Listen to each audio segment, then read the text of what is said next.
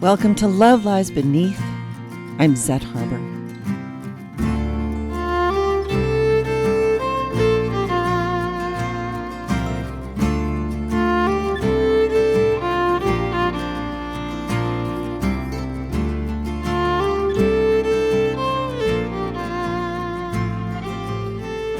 And I'm glad to have you here. Do you feel like stress, fear, or pain take up way too much of your energy? Have you wondered if you'll ever be free of that heaviness of your past?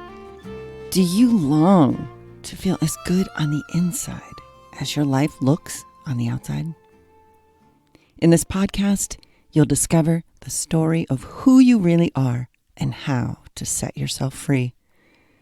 Together, we're going to travel into those wild spaces of our inner landscapes and dive deeply into the rich soil of our lives, reclaiming soul through story and healing our hearts. My book, Love Lies Beneath, is the map.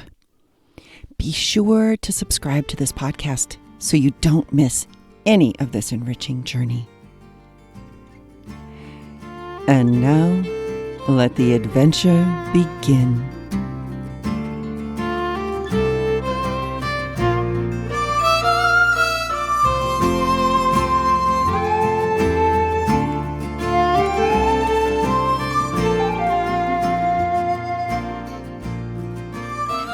In episode 2, we will explore what it is about story that makes it so powerful, that makes us believe that it's not just a thing, it's who we are.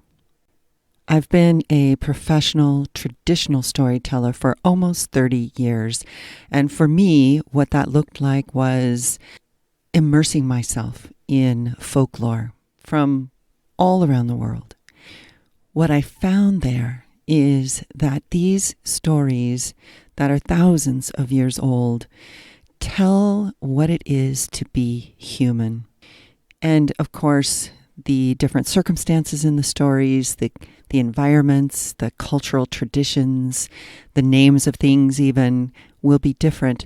But what continues to be a thread is, what are those really deep human trials and joys that we all experience?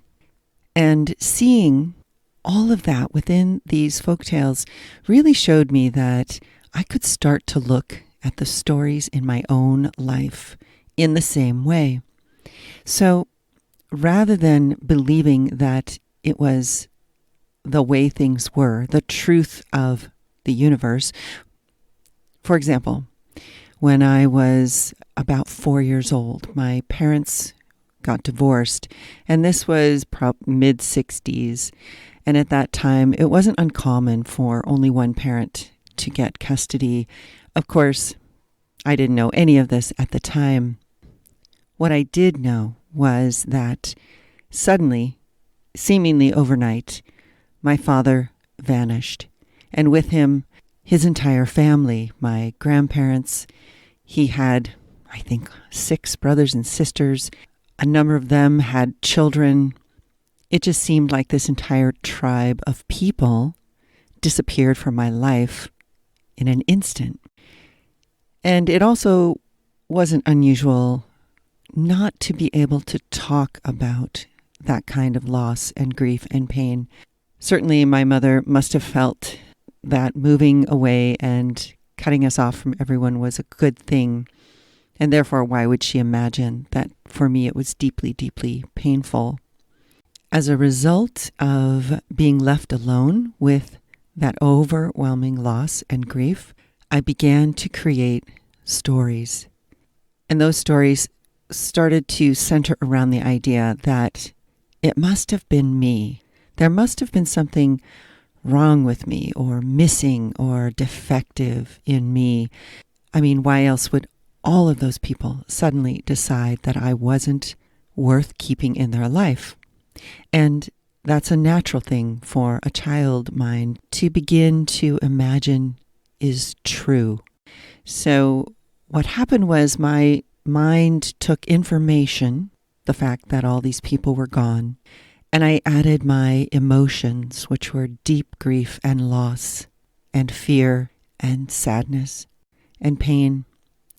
And that information plus those emotions became my story, and the way that I was able to manage what was pretty overwhelmingly sad and confusing for a 4 or 5-year-old was to believe that this story was the truth of who I am. I am not worthy. I am not enough. I do not matter.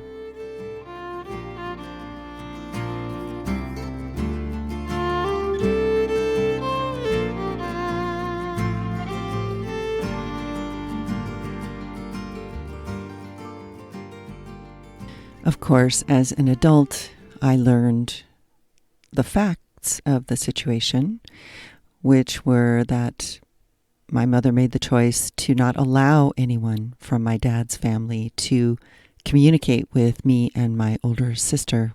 So that was a really important piece of information that my child mind did not have. As an adult, I'm able to look back and understand that each adult in that situation made the choice that they thought was the best in that moment. And that's how we can begin to have story open doors for us, to allow us to be released, to become free of the burdens of our past, the self-doubt, the inner criticism, the self-loathing, and the reluctance to really nurture and care for ourselves.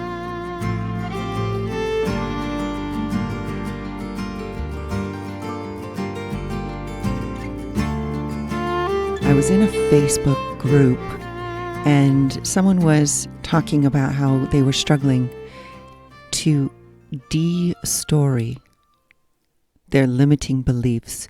This was a phrase that was developed by the leader of the group, Christy Marie Sheldon, and I loved it because de-story is an anagram of destroy. By de-storying, we are basically taking the batteries out of the Furby so that it will be deactivated and no longer able to turn on without warning in the middle of the night, waking us out of a sound sleep, afraid. I saw her post about the struggle she was having to de-story, and suddenly I saw an image and it became another story. And that is part 1, chapter 1 of my book, Love Lies Beneath. I'm going to read it to you now.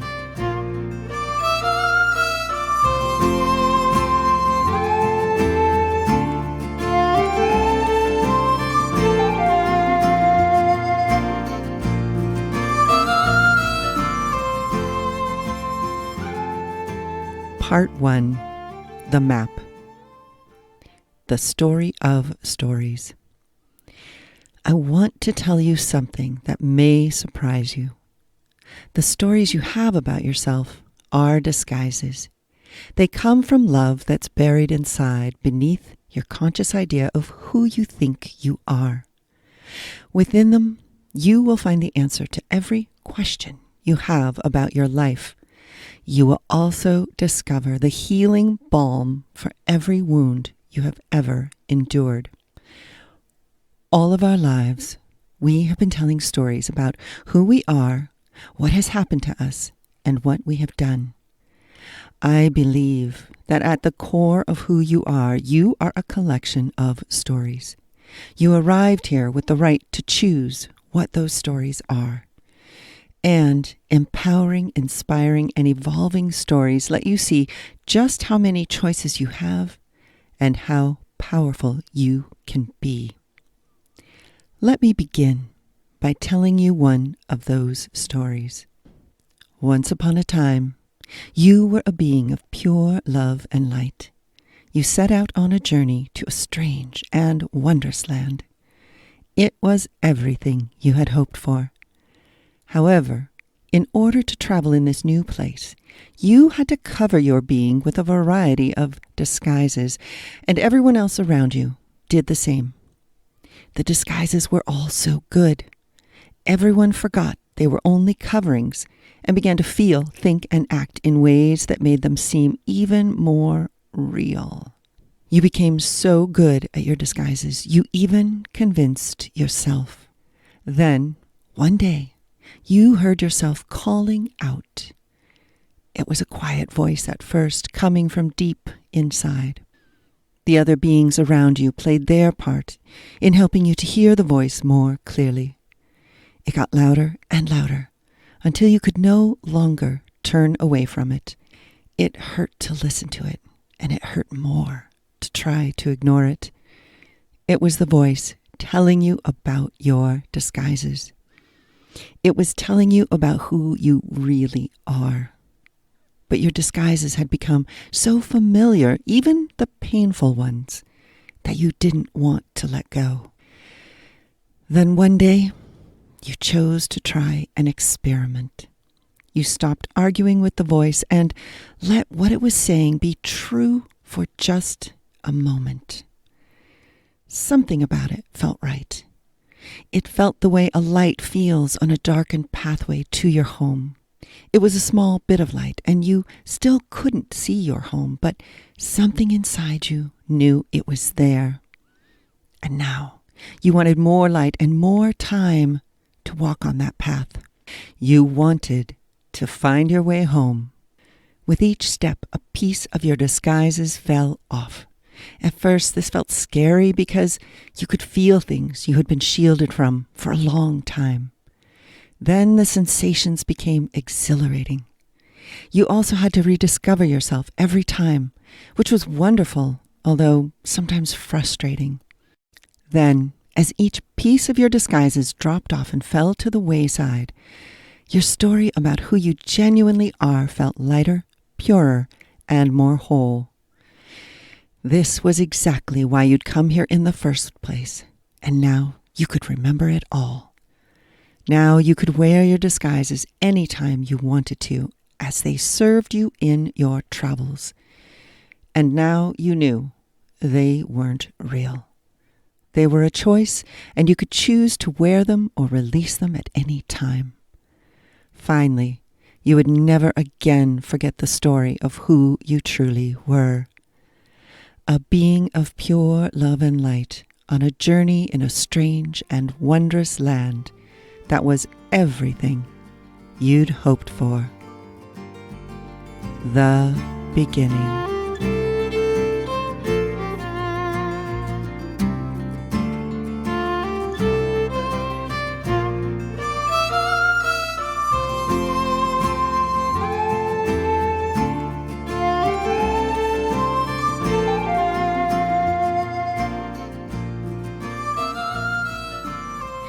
If you are a collection of stories, and if you arrived here with the right to choose what those stories are, then who would you be?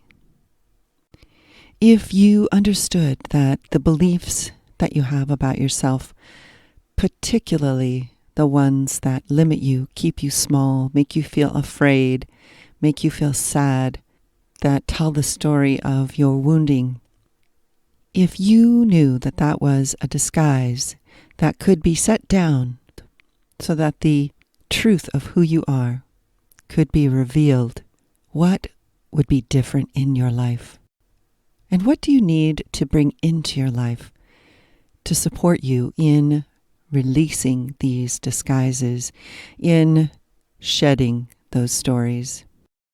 And it can be really tempting to look at our painful stories, those ugly parts of our disguises, and hate them or resent them or reject them.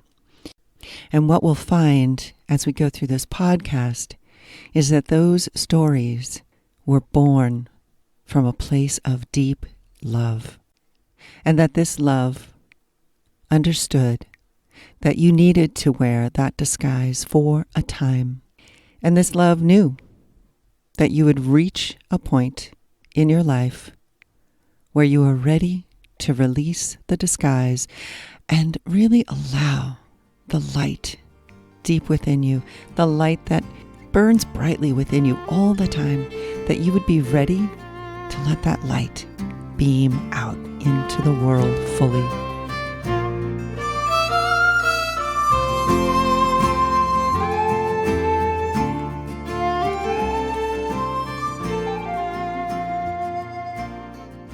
I invite you to bring that kind curiosity with you as you see the stories that you feel right now are painful or limiting.